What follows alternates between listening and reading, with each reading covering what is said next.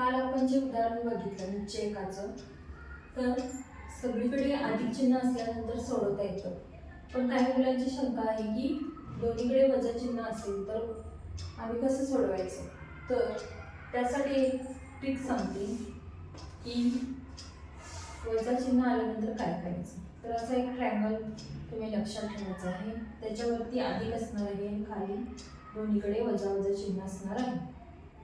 तर आता बघा, हे उदाहरण सोडवताना पहिला काय करतो आपण, या 6 ने वजा 3 ला गुणतो आणि ते लिहायचं एका कंसामध्ये. पहिल्या कंसामध्ये 6 गुणिले वजा 3 कंस पूर्ण वजा दुसऱ्या कंसामध्ये.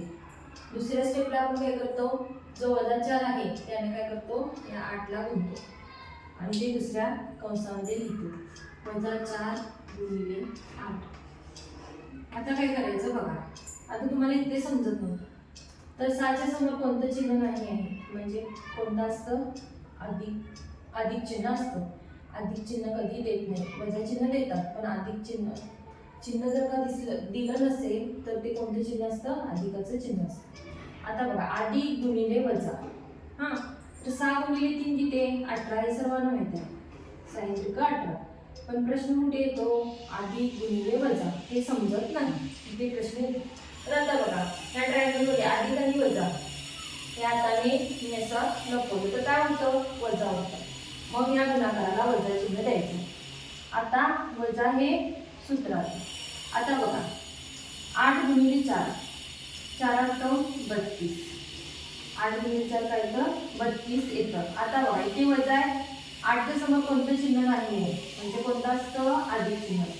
आता वजा आणि अधिक सेम तीच प्रोसिजर आहे. वजा आणि अधिक लपवलं तर काय येतं, वजाच येतं, म्हणजे याचं उत्तर वजा.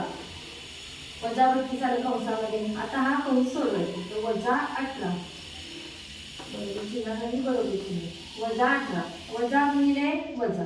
आता बघा, हा कंस म्हणजे इथे कोणतं चिन्ह आहे, गुणाकाराचं चिन्ह असतं. कोणतं, गुणाकाराचं. वजा गुणिले वजा.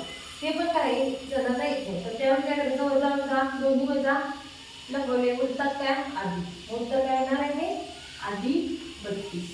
काय येणार आहे उत्तर, अधिक 32. आता बघा, इथे गुणाकार नाही तर काय, एक चिन्ह वजा आहे, एक अधिक आहे, म्हणजे चिन्ह कोणते आहेत, समान आहे की असमान, असमान चिन्ह आहे. तर असमान चिन्ह असली तर त्यांची काय करायची, वजाबाकी करायची. तर आता बघा, 32 मधून काय केले, 18 केले, उत्तर किती, 12 मधून 8 गेले, उत्तर 4. चा परत दिला, 3 होऊन गेले, उत्तर 1 होतो. तर आता काय येणार, 14. वजाबाकी काय आली, 32 मधून 18 वजा करायचे, उत्तर 14. आणि वजाबाकीला मोठ्या संख्येचं चिन्ह द्यायचं, म्हणजे ती 18 मोठी आहे संख्या की 32 आहे, 32 आहे. मग 32चे चिन्ह अधिक 14. अधिक लिहिलं काय, नाही लिहिलं काय चालेल, पण वजा जर का उत्तर आलं तर वजा लिहायचं असतं. मग आता काय उत्तर आलं, 32 मधून 18 गेल्यावर 14 आलं आणि मोठ्या संख्येचं चिन्ह काय, अधिक, म्हणजे 14 उत्तर आलेलं आहे. समजलं.